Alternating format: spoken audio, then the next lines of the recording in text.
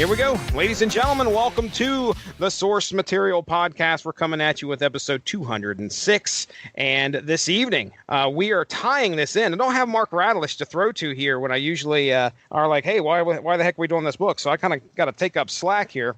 This evening, we're covering a book, tying it in with the TV party tonight that we're going to be doing on season 2 of The Runaways, which I think is still on Freeform. This book we're doing, it's kind of took me by surprise because Mark goes and usually what he does is he grabs a book that is somewhat related to what's going to be going on in the season. Now, the last time we covered The Runaways, when we did season 1, we covered, I think, volume 1, issues like 1 through 8. I think it wasn't as many as this because Mark Radlish came back with a vengeance on this one and said, "Hey, let's do volume 2 and let's do all of the first 18 issues from the 2005 series." And I'm like, "Wow, okay." There's been times, and you can count them on one hand, that the Source Material Podcast has covered over 10 issues in one spot. And 18 issues may actually be the record because I did Maximum Carnage. And that about, oh my goodness, that was early on in my podcasting career where I was like, hey, we've got to really dive into this and do 2-3 hour epic podcasts about it. Negatory. That's not happening here tonight. We are going to be covering these pretty quickly. We're just going to go through each story that's laid out through all 18 issues of volume 2 of Runaways. Just speak on whatever yep, there they are. Which one was that, Alexis? That was Eddie. That was the corgi. So Alexis Hejna has joined us tonight, helping us out here this evening. Chris Armstrong, are you ready to talk about some Runaways, man? You crammed these books in, dude. You've been cramming like what? You started from volume 1, the 2003 series, and then just kept reading? Yeah, I mean, it had been, over a decade since I read any of these. And I figured I had enough lead time. I could get through all of it, but I had a lot of stuff. I had a pinched nerve in my neck that I was dealing with for like a week, and then I got kind of under the weather after that. Once that healed, thought I was coming down with the flu, but it turned out to be just like a 24-hour thing. And then I had a death in the family, so it's been a really hectic 2 weeks. So I didn't quite make it. Well, that's completely understandable, man. Like I said, 18 issues is a hefty amount. So what we'll do tonight is I'm forgoing the synopsis. I'll do all that post edit. So we will be just fine. We'll kind of bring up the stories, maybe talk about some of the important things that happened and some of the things that spoke to you guys. Let's go ahead and do this. Let's talk about the Runaways, because if you're tuning in for the first time, you may not know who the Runaways are. And this book was written by one of my favorite writers, Bryan K. Vaughn. Bryan K. Vaughn has wrote quite a few things that I've really enjoyed, Runaways being one of them.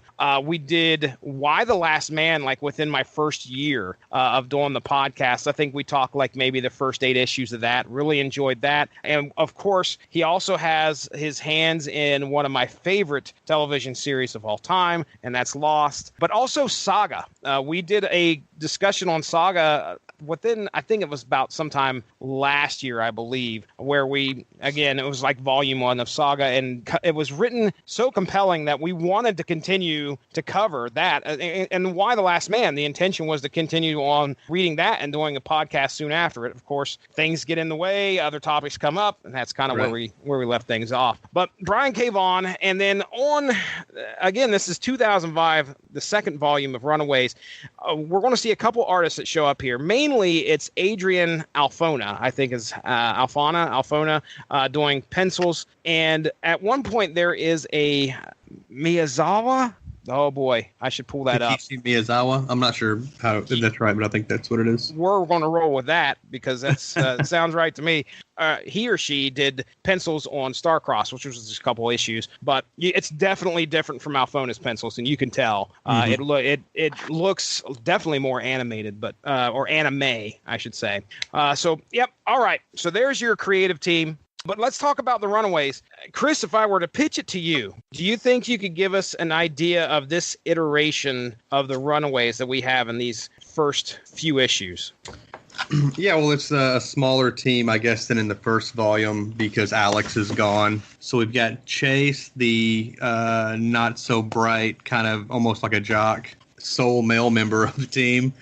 Molly, who is probably my favorite Runaway, or definitely one of the top 2 or 3. An 11 or 12-year-old mutant that has super strength in limited quantities. She gets tired really easily. Nico Minora, who has a magic staff and magic-based powers, and she's kind of the leader of the group. Who kind of took the initial leader, of course, was Alex, who kind of betrayed the team in Volume 1 and faced fiery wrath for it. Mm-hmm. So Nico's kind of the leader now. And then Gertrude, who has a pet psychic velociraptor. I'm blanking on Karolina. Yeah, who is an alien with like light-based, energy-based powers. And they're kind of living on their own because they don't trust adults or authority figures of any kind, which a lot of teenagers can relate to. Yeah, their parents were villains. They were super villains in a pact of villainy called the Pride. And that was pretty much where Volume 1 all took place, was them dealing with the fact that their parents were super villains. And when they witnessed some kind of, I think it was a horrific like event that they were sacrificing people, I think, if I remember correctly. And so they took off. They left. They ran away from their parents. They had a big run-in with their parents in Volume 1. And then Volume 2, yeah, that's who we got left. We've got Gert. We've got Chase. We're going to go now. We're going to probably go down the pronunciation bridge with Karolina. Everybody hold hands as we cross the pronunciation bridge. I'm going with Karolina here. It's going to be rough for me, too. It makes it any easier. She goes by the moniker Lucy in the Sky with Diamonds. That's right. Yes. Now I can pronounce that. And then, Nico. So, yeah, so there's our band of Runaways. And so we run into the first 6 issues, which is True Believers. True Believers, issues 1 through 6, written by Bryan K. Vaughn and pencils by Adrian Alfona. When a time travel machine appears in the Runaways' hideout carrying a dying adult Gert, it is revealed to the team that a young child named Victor is destined to become a villain that kills a future incarnation of the Avengers, and it falls to our Runaways to stop this from happening. After finding Victor a seemingly innocent high schooler, they now have to make a decision on what to do with him, especially since Victor's powers manifest for the first time in their first encounter. To add to the drama, an outreach group of teenage superheroes assembled by former New Warrior Turbo and former Green Goblin Phil Urich, called Excelsior, has been put in action by a mysterious benefactor to bring the Runaways in. This group consists of Johnny, Ricochet, Chris Powell, Darkhawk, Julie Power of Power Pack, and Jono, also known as Chamber. Their first confrontation with the Runaways does not go so well, and the Runaways escape with Victor. Talking with Victor, the Runaways explain what he is destined to become. Victor attempts to figure out if what they are saying is true, and it is soon revealed that he is an android built by his mother with the help of Ultron. Confronting Ultron, the team is nearly defeated when Excelsior shows up and helps them out. During the battle, the Runaways escape again. At the end of the story, Excelsior is attempting to regroup when one of the members has disappeared. It turns out Chamber was not who he said he was, after all, and seems to have been someone in disguise working with a group that may be related to the Pride. So big events happen in these first 6 issues. So Alexis, we'll start with you. What'd you think of the first 6 issues? I will say this, that I do love Bryan K. Vaughn's ability to write a good fight scene. I love this first fight scene with the Wrecking Crew, just how they slowly reveal their powers. I love when he corners Gert and she's like, oh, by the way, look up. And there's a friggin' velociraptor in the tree. I really like that. It's corny, it's cheesy, but oh my God, it's so much fun. Have you read much Bryan K. Vaughan going into this? Not too much. Okay. I have been a fan of the Runaways for a while now. It's actually kind of funny. I got into the Runaways because, again, I'm a professional Comic-Con vendor, and when I first got started in, my signature look, the way I look, if you guys see me on the street, I frequently wear arm warmers and my hair is always different colors. Mm-hmm. So I had a lot of people thinking I was cosplaying as Lucy in the Sky with Diamonds. And people was like, so you're Lucy? I'm like, well, that's my favorite Beatles song, but what the hell? And I looked it up like, why do people think, oh, okay, that explains it. So that's how I actually goes like, so who's this character or what says I'm pretending to be?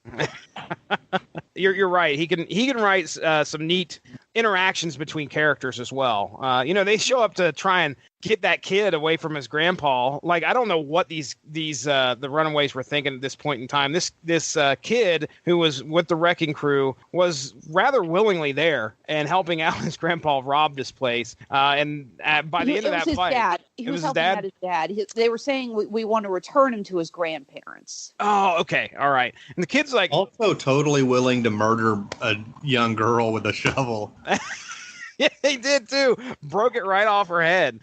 But yeah, and by the end of that, they were just like, okay, well, we don't necessarily want this kid in here, because they were feeling the betrayal from Alex, and they didn't want to bring somebody into the fold that would probably just end up doing the same thing, who's gravitating towards villainy already. Chris, tell us about Excelsior. Oh boy. We've already kind of I've had a few statements on the treatment of one of my favorite characters in this book earlier in our group chat, but I was kind of being over dramatic. The Runaways are based in LA, unlike almost every other Marvel character, which is New York, almost always New York based. So the Runaways are about the only superhumans who show up in LA at the beginning. But once they defeat their parents and the Pride is no longer kind of running things on the West Coast, other supervillains hear that, and they start to kind of make their way. They think no superheroes, they can make their way over there. And so that leads to a lot of the interactions the Runaways have with villains and stuff. But it also brings the Excelsior group to LA, which is a group of former teen superheroes, New Warriors types who have decided that was a really harmful way to be brought up, in the superhero community, risking your life and stuff like that, which is comprised of former New Warrior Turbo, Chamber of the Generation X. Oh yeah. Who's the Power Pack? Julie Power, which I don't know much about the Power Pack. Yeah, she was the youngest, I believe. Okay. That's really all I know about her. And then Ricochet, who was a slinger, part of the Identity Crisis Spider-Man mini event that happened in the late 90s that kind of resulted in a team called the Slingers, and Ricochet was one of them. And then, of course, Darkhawk. Oh, boy. Who pretty much since his inception in, I think, 91, which is right around the time I started getting into comics, he's been my favorite character. When people ask me who my favorite comic character is, I usually just say Captain America, because everybody knows who that is. Even before the movies, he was already pretty ingrained in pop culture. Oh, yeah. But if I say Darkhawk, it's like, who? So I'm a big fan of Captain America, but really Darkhawk's been my favorite character for since the beginning, since he was introduced. I was just saying, I'll go ahead and confess, when they're going around introducing who they are, I had really no clue who any of these teams were. I guess I missed that part of the Marvel comics. I hadn't really heard of many of these teams. I just knew that the way Julie Power talked about herself, I just wanted to punch her in the face. She's an aspiring actress. Come on now. Let's network. Really, Julie Power is probably would be the most well-known of these characters anyway. Or Chamber, because he was, part of an X-Men team. Yeah. But Ricochet, he had probably appeared in 12 books, because that Slingers book only lasted 12 issues. So he had probably been in 12 to 15 comics ever before this. Turbo was in the New Warriors, but she wasn't one of the famous members. She wasn't in a ton of those books. So yeah, and we I don't know if we brought this up or not, but Phil Urich, which I think is that Ben's nephew. Yes. I can't remember how he's related. Obviously, he's related to Ben somehow. But yeah, I'm pretty sure he's his nephew, and he was the quote-unquote heroic Green Goblin in the late. He had a series of his own for about a year. He ends up just recently, well, I say recently, probably within the last, 5 or 6 years, I think. Maybe a little bit more than that. But he had come back as a Spider-Man villain. Yeah, he played a pretty big part in the last Dan Slott storyline for that Spider-Man. That's right. the Goblin King. What I said about Darkhawk earlier in the group chat, I really do kind of feel that way about the way they used Phil Urich, Dan Slott used Phil Urich, because I kind of liked that character, and he basically just kind of ruined him, but I don't have that much of an emotional attachment to him, I guess. Tell us about Darkhawk, because I don't know much. I remember him clearly being on the front of a lot of 90s comics and guest appearances, whatever. But right. I don't know much about his power set or what I know he's tied to whatever that crystal is or something. To lay it on me here. What are we talking about? Amulet. Thank you. Yeah, he was kind of like the Spider-Man for the 90s. That he was a teenager, and they kind of wanted to give him that every kid tap into that, which is probably why I was a big fan of his. I was only 11, but still. He basically, his dad was a cop, and he had a couple of younger brothers, and he stumbled on this amulet in like an abandoned amusement park. And when he found it, he actually was looking for his dad, who he caught like doing a shady drug deal. Like he found out his dad was a cop on the take, and then he finds this amulet, saves his brother's lives because there was a big conflict. I don't want to get into too much of the details, but basically he found this amulet and it gave him these powers. Whenever he kind of willed it, he would transform from a normal teenager into this souped up androids type body. Okay. He had a claw cable that would shoot out. It was kind of like Wolverine's claw. I mean, they were taken liberally from other more popular characters. Like his claw cable really looked like Wolverine's claws and stuff like this. But yeah, his series lasted like 50 issues before it got canceled in the late 90s. And then you never really saw much of him again until this Runaways storyline. So you want to talk about why you dislike Bryan K. Vaughn's take on Darkhawk? I really don't dislike it. I did kind of like that in these issues, Darkhawk really develops like an anger issue. Yes.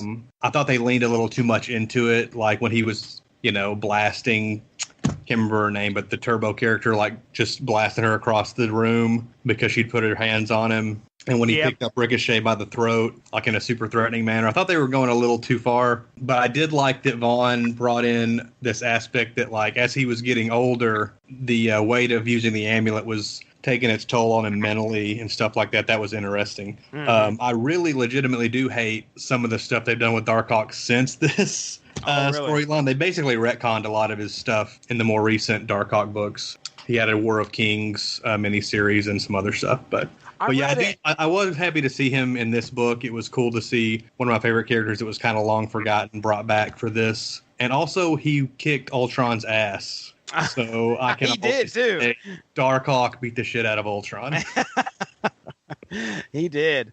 Alexis, what'd you think of Victor Mancha here? This teenager that has no idea what the future holds for him. What'd you think of that character? I like that they kept you guessing on how he actually fit into the picture. I loved the reveal between Dr. Doom's Doombot. I don't know why, but I always get excited whenever they reveal it's a Doombot.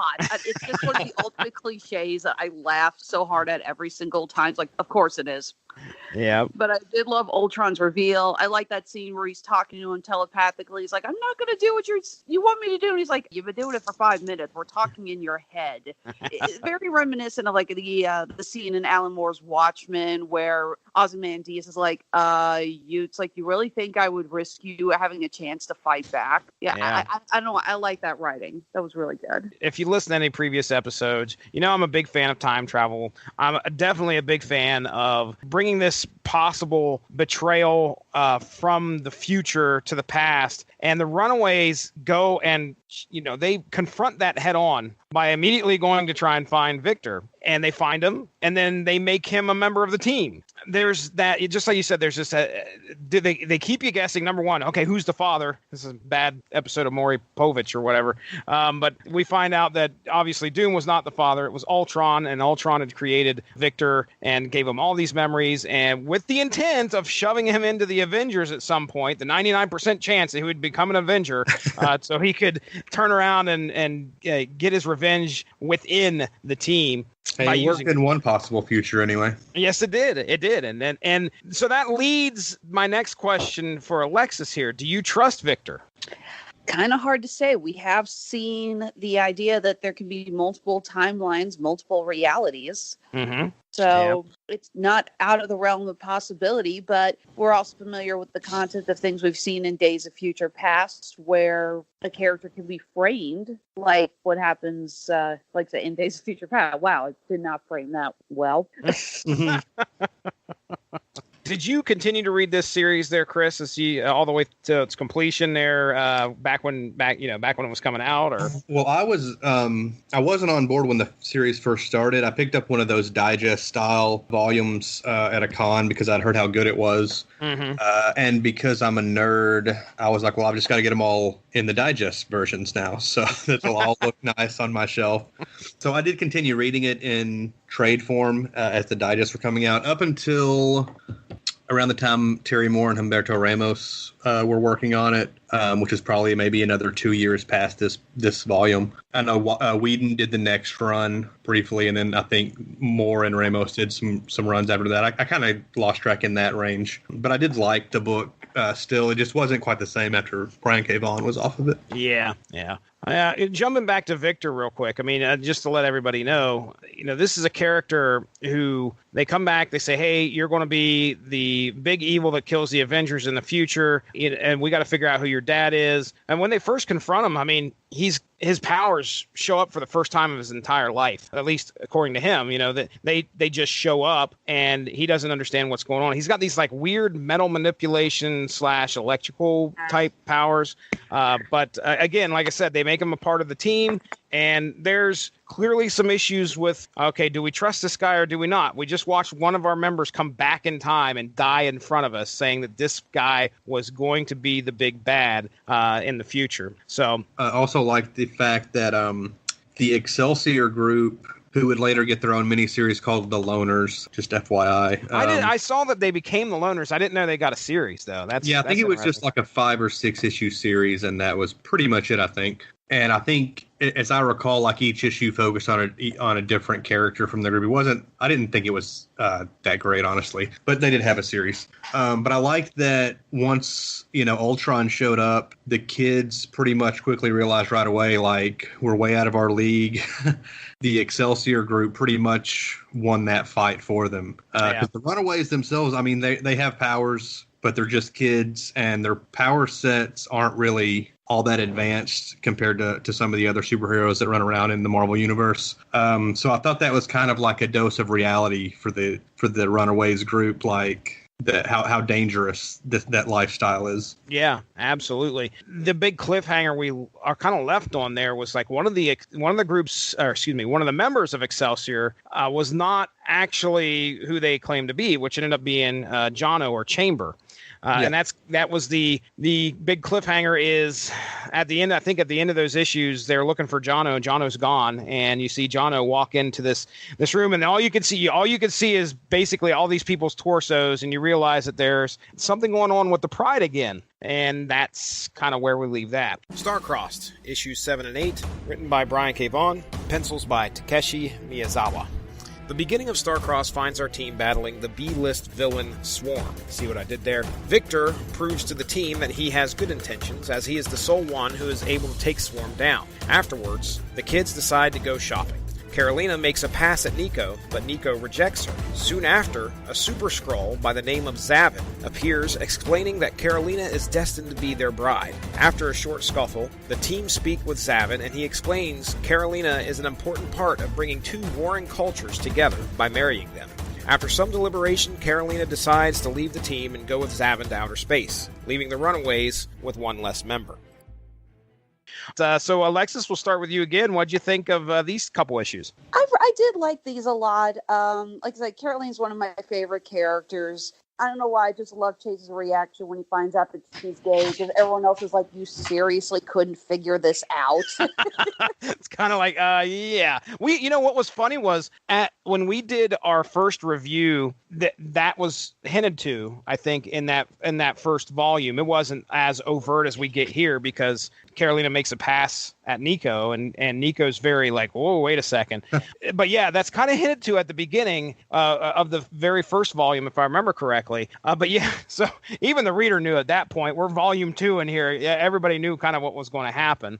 But yeah, going back and rereading this, for the first time in forever. Obviously, I knew that was coming, and it was like you can see the hints. Like he laid that out pretty much from the beginning, but it wasn't so obvious that you would know what was going on. It was slowly kind of hinted at over and over until the reveal. That's right. I just like the idea that the scrolls, when she basically, the scroll takes how do you pronounce the name? Zaven? I'm going to go Zaven, whichever one you want to go with. He's an alien, so I don't really care. I know we joke about the pronunciation bridge, but I think this is the point where we jump off of it. Yeah. But I love that she says, sorry, he takes the form of a boy, and she says, well, I like girls, and Zaven's like, okay, and just immediately changes form. She's like, whatever, click. That kind of took me by surprise too. I forgot that the dude was a super scroll and could change form. I was like, oh well, crap. I guess he's got a point. She's got a point. It's got a point. Did you think, Alexis, that Karolina left just way too easily? Yes and no. It was obvious that this was a major plot point and that she was going to come back at a pivotal moment. It was a little contrived, but I could see why they made it work. What do you think of the art, Miyazawa? Was it a welcome change, or did you notice a big difference, or what do you think? I hate to say it, I'm actually trying to flash forward or go back through the issue because I do not remember the art. Oh, there it is. Yeah, it was a little different, but I kind of liked it. It's very reminiscent of what we probably would see with the Timiverse, something like out of the classic Teen Titans. Mm-hmm. Okay. All right, Chris, what do you think of Starcrossed? In regards to the art change, which he had done some issues, I think, in Volume 1 as well. I really like Miyazawa's art. I think that he does a great job. Like, they look like kids. Yes. More so than I think when Alfina, which to be fair, I like the art a lot. I like both of the artists a lot. I think Alfina's got a kind of an oddball look, almost kind of like Nick Patera. I think that's his name, that does Manhattan Projects. But I like the kind of faux anime style. I think it works really well for the Runaways. They are very different, so it's kind of jarring going from one to the next. But I like the art both ways. And I like these 2 issues. It was cool to see Swarm. Who I really only remember from a couple issues of Sensational Spider-Man back in the day. I think he's popped up in a few other places kind of like this, just to be a ridiculous villain. So it's always a nice bonus, I think, when he shows up. I did think that the Karolina jumping in the ship with her fiance was a little bit of a quick turn. I realize it's a comic book; you got to kind of move things along. Yeah. But like he really didn't. They really just took him at his word. It just seemed kind of odd that she was like, "Okay, I'll go." Yeah, I mean, he comes there and he's spitting this big story about how, we have the Skrulls and these other people are at war, and if I could bring you back and you're on my side, then we could maybe unite this and end this war. And it's like, it's a good like. I mean, I like the idea there. It's just. And nobody even really stood up and was like, hey, we don't know if he's telling the truth. Yeah. They all just everybody just kind of accepted it. Nico didn't want her to go, obviously, but it wasn't because she was like mistrusting or anything like that. It just was odd. Looking back at it, actually, I did flip back through it a little bit more. There is a subtext to it when she gives her bracelet back and says, it's the thing I use to hide my powers. I don't have to pretend to be something I'm not anymore. There's a real subtext to that, both the fact that Karolina is the only homosexual member of the team, but the fact that, when she's around, unless they're fighting, she has to hide her powers. I think that she's tempted with the fact that she can finally be who she is, both an alien and gay. Mm-hmm. East Coast, West Coast, issues 9 through 12. Bryan K. Vaughn still the writer. Adrian Alfona is back for pencils. Dagger of Cloak and Dagger is in the hospital, and Cloak is believed to be the person who had savagely beaten her and put her there. Escaping Captain America, Luke Cage, and Spider-Woman, Cloak remembers the Runaways and asks them for help to go and find the imposter that took his form and did this to Dagger. The Runaways agree and run into various superheroes and villains while trying to solve the mystery. Finally, it is revealed the culprit is a nurse who used some mutant growth hormone, mimicking Cloak's abilities he had bought from the Pusher Man. The Runaways save the day, but behind the scenes, the group that may be the Pride are still plotting against them. All right. East Coast, West Coast, issues 9 through 12 here. So, Alexis, we'll start with you again. I mean, you got anything you'd like to say about this particular, what is this, 4-issue story here? Something to that effect. I do love them bringing back Cloak and Dagger. I like how they interact with characters. They're very, very much so in the same point or same place. It's like we know where your heads are at. We know what you're going through. We have been through all of that. But as they're much younger, the Runaways can trust them a little bit more. And I like that we get to see more of that. There was an interaction there in the first volume between Cloak and Dagger and the Runaways. Cloak and Dagger, of course, Runaways themselves at one point. But yeah, they run into the Runaways. I think they're going to help them. They were trying to help them against the Pride, and it turns out members of the Pride showed up, and they kind of allude to this here. But members of the Pride show up and actually wipe Cloak and Dagger's mind before they can do anything to help them out. So that's how Cloak kind of remembers the Runaways and goes to them for help.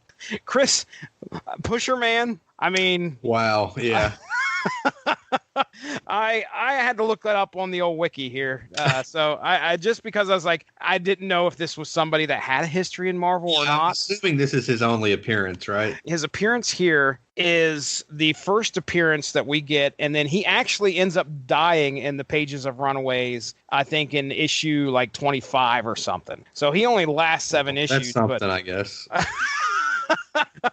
But yeah, this is the first time I ever saw this guy, and of course, yeah, I was like, does this guy have a history? And no, he does not. But so anyway, Pusher Man. But all right, Chris, you got any thoughts on this? Other than the interaction with the other superheroes, which I liked, with Spider-Man specifically, and with Molly, knocking Wolverine for a loop. Oh yeah. I thought that was pretty cool. It was cool to see, the LA kids in the snow in a New York winter, but not a whole lot else to say about that. There's a lot of references in these issues to like the state of Marvel at the time, mid 2000s. There's references to like, oh, the Avengers are back together. And if you were reading at the time, you kind of recognized the team members and stuff and what was going on in those books. And MGH, mutant growth hormone, was kind of a big deal, like in the X-Men books and stuff. And it kind of makes its way into these issues of Runaways, but it's like the books stand on their own. You don't have to be reading any of that other. That's in the way I think comics really should be done. Where like it's not a big crossover, but if you see characters from other books in Runaways, you kind of get an idea of what the state of those books are going to be at that time, in the continuity and stuff. Yeah. And I like that a lot more than them shoehorning in like, well, if Captain America's going to be in Runaways, let's just make it part of the crossover that we're doing or whatever.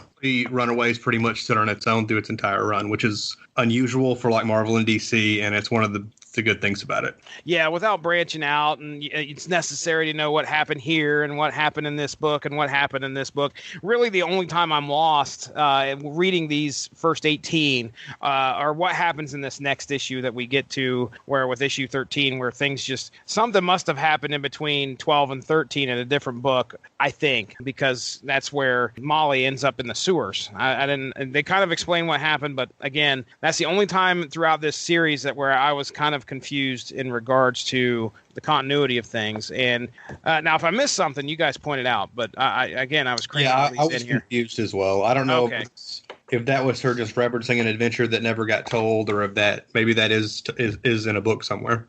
Okay. Honestly, I think this has some of the best writing and the best jokes out of all of the issues of Volume 2. I love it. They see Spider-Man and Molly's like, you're already goes, yeah, I'm Batman.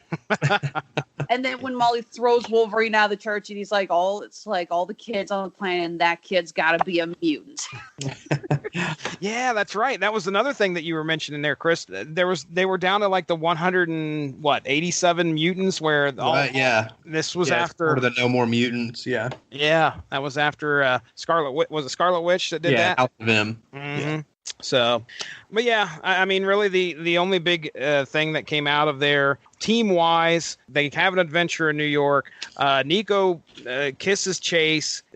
Chase, by the way, is not interested. He's still very much, and I don't think we even brought this up yet, but Gertrude and Chase are an item, and have been.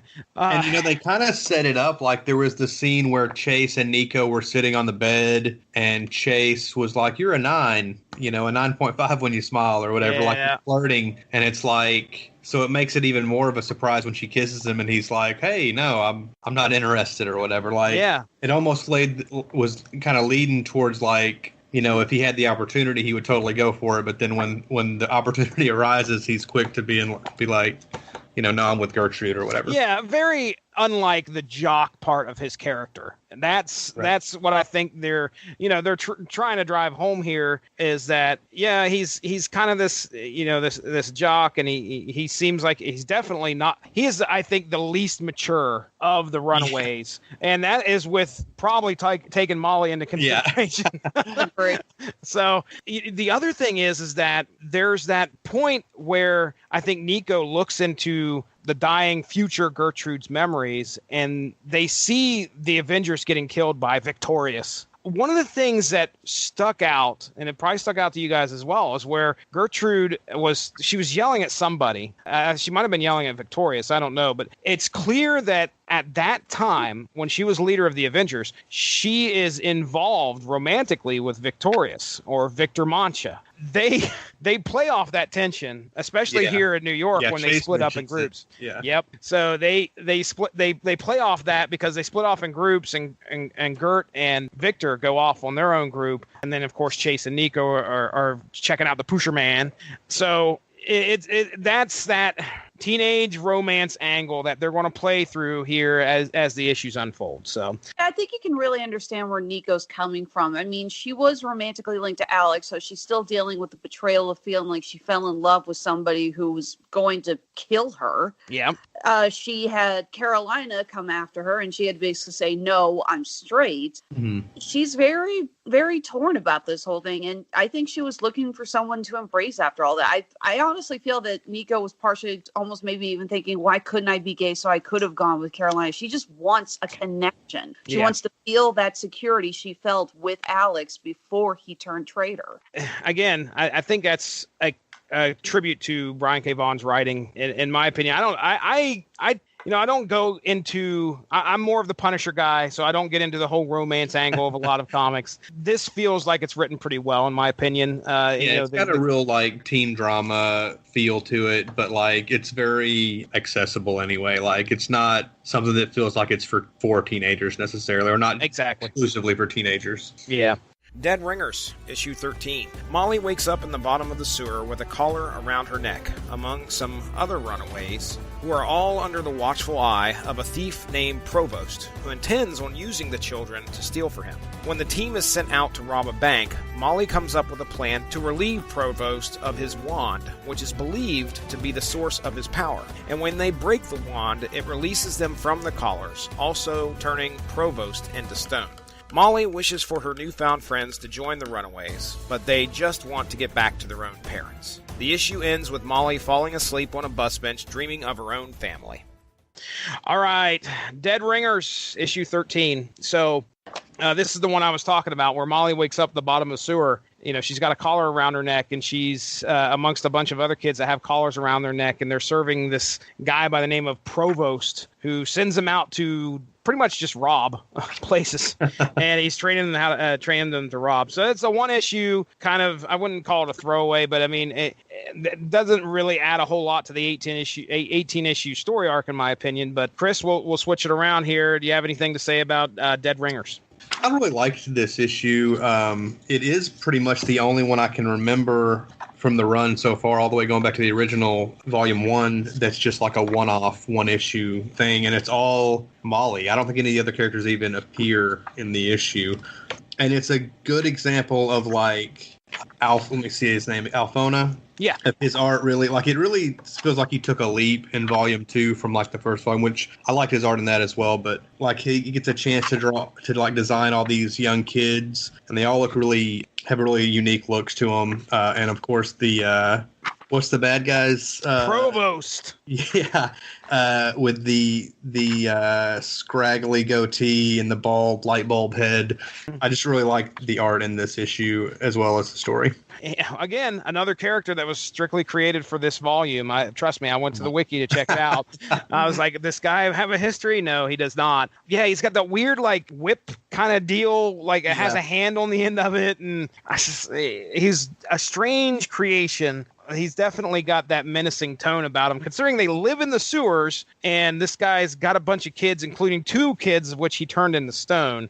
There was a Batman the Animated Series episode with a similar character who was like had a bunch of orphans that he had kind of taken and made like a little army of thieves out of that lived in the sewers. I think it was Batman the Animated Series anyway. Okay. But well, no magic or sci-fi elements related to that story. He was just an asshole. Well, Alexis, what'd you think of Dead Ringers here? Any comments from you? I don't know.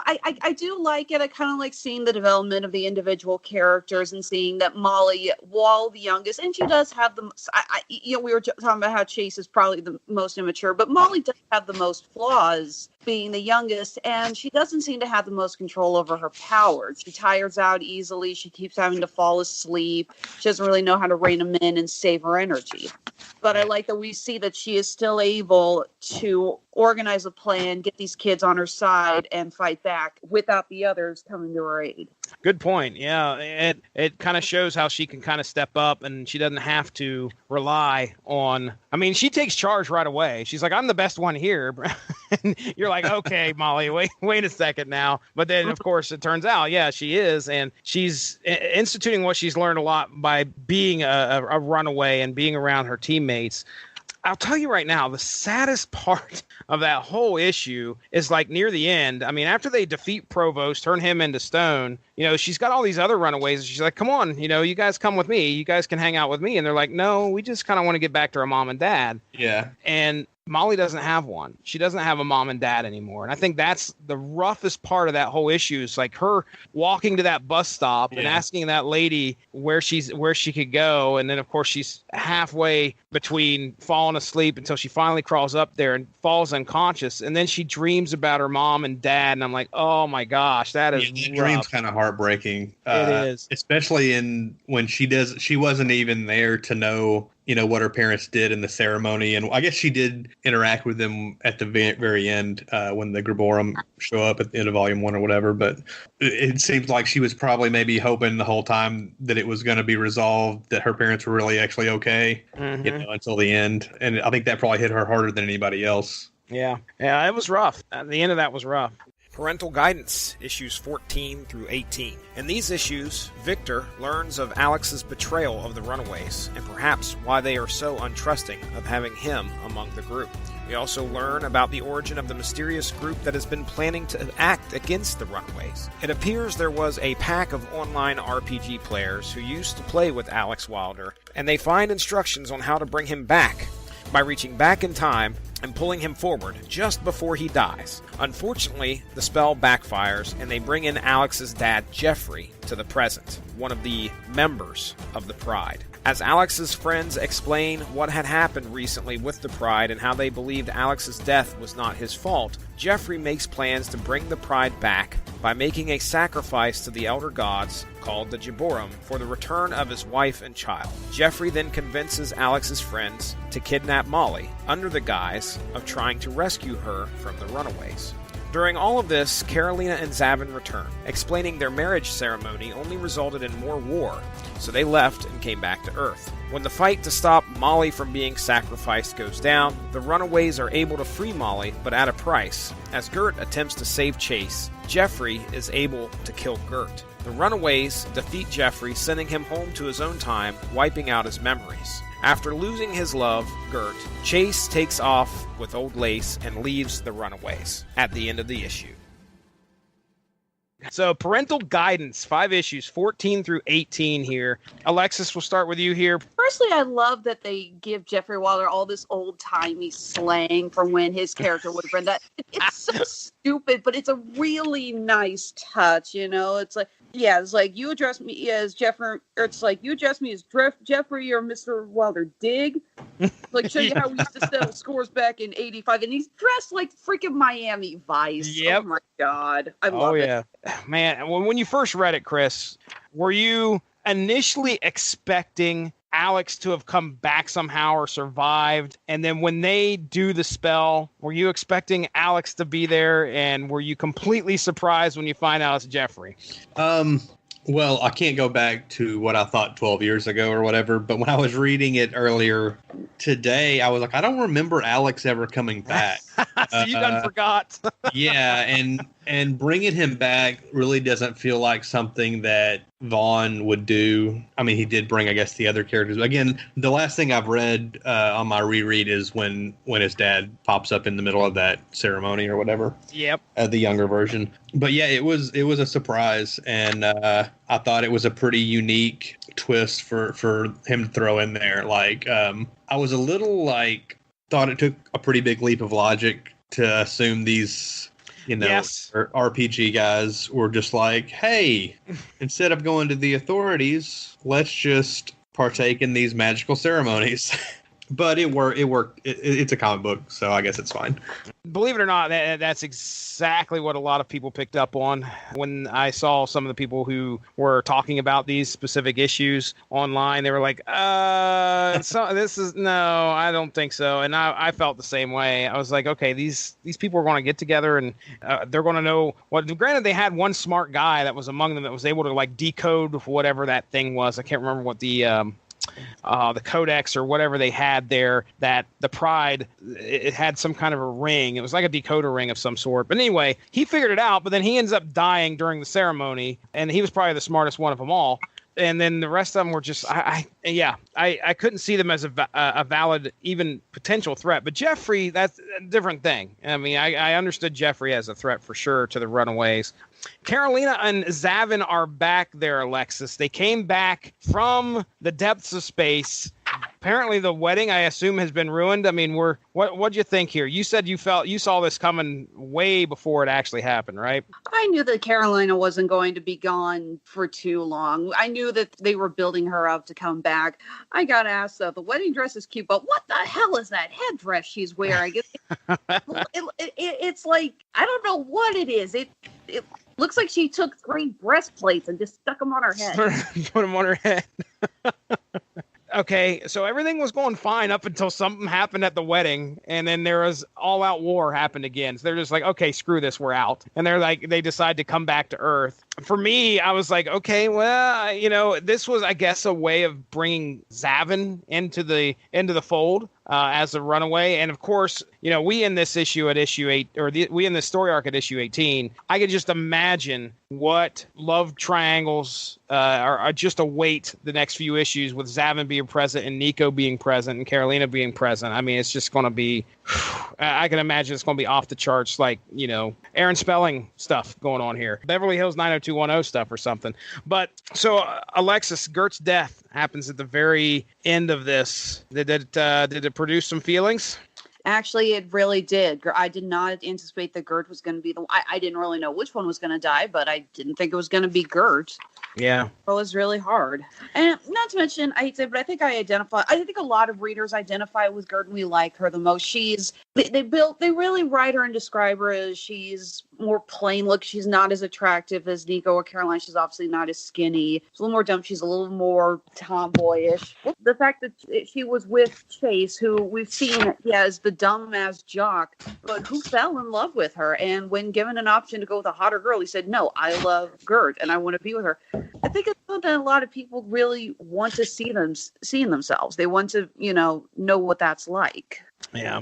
It's also a way of kind of symbolizing what happened at the very beginning of this series will not come to pass for sure. So again, showing that because Gert's dying now, future Gert's not going to be around. So can Victor Mancha be changed? The future can be changed. Gert's death there, Chris, what'd you think? Seems like at one point it gets down to where it's just like Chase and Molly. Of the Runaways? Right. I can't really remember, but I know after Gertrude dies, Chase pretty much takes over Old Lace. Yeah. And Old Lace becomes kind of Chase's guardian or familiar, whatever you want to call him. Mm-hmm. Yeah, it's at the very end of issue 18. Chase is actually away. He's walked away from the Runaways. Does he leave the team? Okay. I couldn't remember exactly what was going on. I couldn't remember. Yeah, at least at that point, he's separated himself with Old Lace away from the team. So obviously he's taken Gert's death really hard. He's off to do his own thing. So I'm just going to add, it has nothing to do with Gert's death, but I always love when somebody finds a way to write in the computer wore tennis shoes reference. That was awesome. It's a scene where Victor's talking in his sleep, and Chase goes to wake him up, and Victor's apparently sleeping naked. Oh, yes. And Chase is like, male nudity, dude, why are you sleeping naked? At least the computer wore tennis shoes. And I dropped the book. I was laughing so hard. Like, I love when anyone can find an excuse to throw a reference to that. That was awesome. Nice. All right, well, let's get our overall thoughts here. I don't think there's anything else left to say here. I mean, I'll start out here. I personally, again, I really enjoy Bryan K. Vaughn's writing. 18 issues. Oh, my gosh, Mark Radulich. And then he ducks out of the podcast. He's like... I mean, come on. But it was not hard to get through these issues. It's definitely not, mid-90s splash page-esque stuff going on here. There's definitely some great writing going on by Bryan K. Vaughn, but I was able to read it completely and understand what was going on and have no problem punching all 18 issues in. I think I did all 18 in one day. If not, I split it up. So that's some very good reading there, especially if it keeps you interested. And I was definitely interested in this story. I really enjoyed myself, had a good time. This is the first time you've read it? This is the first time I read volume. I think I read volume 2. Now, here's the thing. I remember going to the library. They had the digest issues you're talking about, those digests. They had them, and I picked one up, and I think I might have read the issues that had Provost in them. So the Dead Ringer storyline, that fell in there. Now, I don't know which digest that was, but I know I was being dropped into the middle of things. I knew the whole Victor Mancha thing was going on as well. But I only read that one digest because I couldn't find the others to show up there at the library. So, yeah, this is the first time I read all 18 issues straight front to back. And I would have definitely remembered the very beginning of this. At the very beginning of this series, when Gert comes back in time, because usually that's something that's going to grab my attention immediately and want me to go and seek out trying to figure out what's going to happen in the rest of the story. But yeah, I had a good time reading it, and hopefully, this is something we're going to revisit in the future. I know, just like I said, Runaways season 2 is in the middle of, it's been on Hulu for I think about a month now. We're going to be doing a TV party tonight on it here, I think Tuesday, so it'd be the day after this show airs. Me and see, this is a show that I can watch with my daughter. So, there is some risque stuff, but she's 13 going on 14, and she's able to kind of, this is something I feel she can handle. And so me and the wife and the daughter have been watching this straight through, and we've been enjoying it. So it was fun to kind of tell her some of the stuff that's happened in the book along with the show as well. All right. So Alexis, final thoughts on Volume 2, issues 1 through 18 of Runaways. One of the things I really love about this series is that in the past, when we've read comics and there's been a teenager or a young child character, they're usually written horribly cliche. They're the annoyance. They're the naive one. They're the one, they're the jubilees. They're there to spout catchphrases and get kidnapped. But I love the Runaways because there's at least one character in there that you can identify with. We're not teenagers, but we've all been teenagers. Yep. We didn't understand where these kids are coming from. We've been not exactly in a situation, but we know what it's like. I mean, I really like that these characters are identifiable. They're relatable. We could have seen ourselves in that exact same situation if we were still that age. The whole, don't trust grown-ups. Oh my God, how many of us went through that? How many of us are still going through that? Yeah. Oh yeah.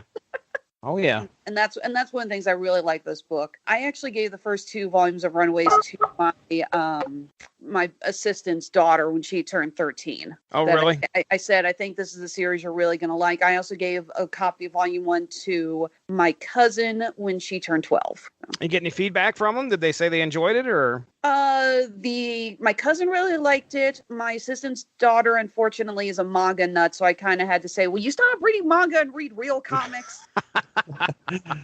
I probably just alienated half of our audience. Yeah, boom, they all dropped off. Well, at least they waited this long. A listen's a listen.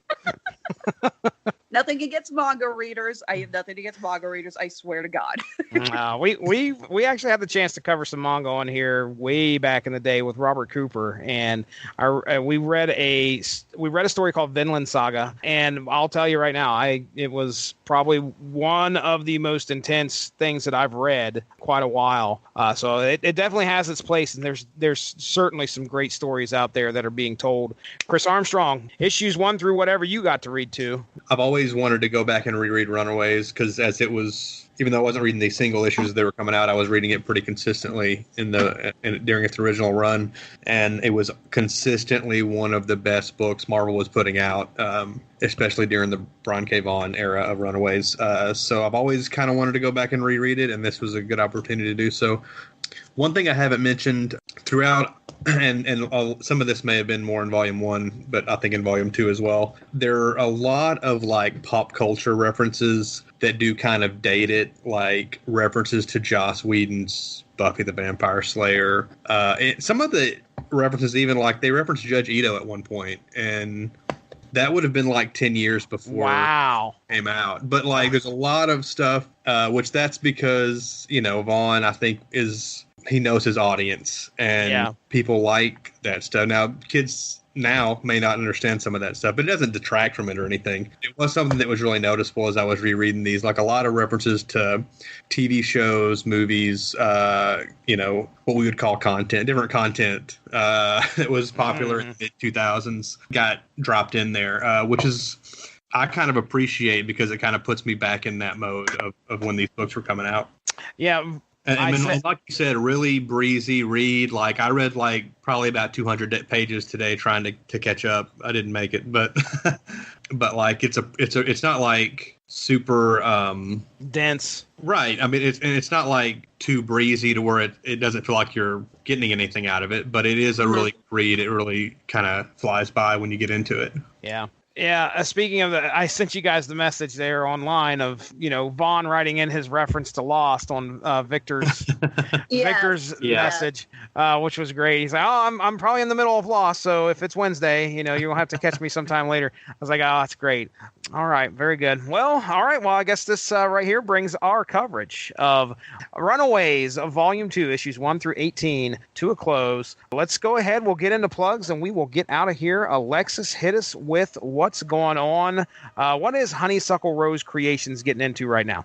Well, like I said earlier, we are currently on break from the convention circuit. There's not a lot of shows that are going on in this part of the country in January and February, and we're trying to cut our travel costs down a little bit.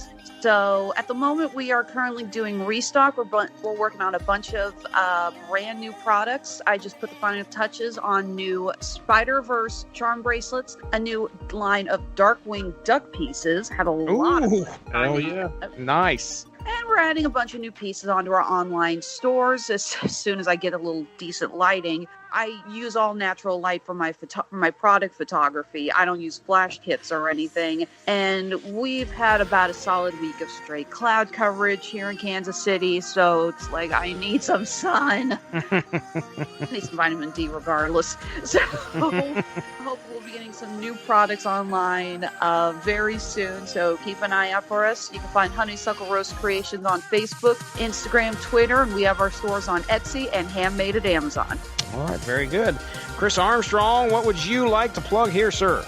Not a whole lot. There's my Twitter feed's at BrodyMan34, and I've had some stuff on the Unspoken Decade.com, which is a 90s appreciation, 90s comic book appreciation site. And if you check that out, I'll probably have something new up there pretty soon. Okay, very good. I want to thank Alexis Hejna for coming on here. I want to thank Chris Armstrong for coming on here. I am Jesse Starcher. We're going to catch you next week. Have a good one. Bye-bye. Thank you all for joining us. Make sure to give that Rattlich in Broadcasting Facebook page a like to stay up on top of all the great podcasts we have to offer. We are at home on Spreaker, but you can also find us on iTunes, Stitcher, TuneIn Radio, and recently we have hit the air on Spotify. Find your favorite podcast platform and type in RADULICH to subscribe for some great content. If you enjoyed this show, please feel free to share and spread the word. And as always, we appreciate any feedback and look forward to entertaining you again soon.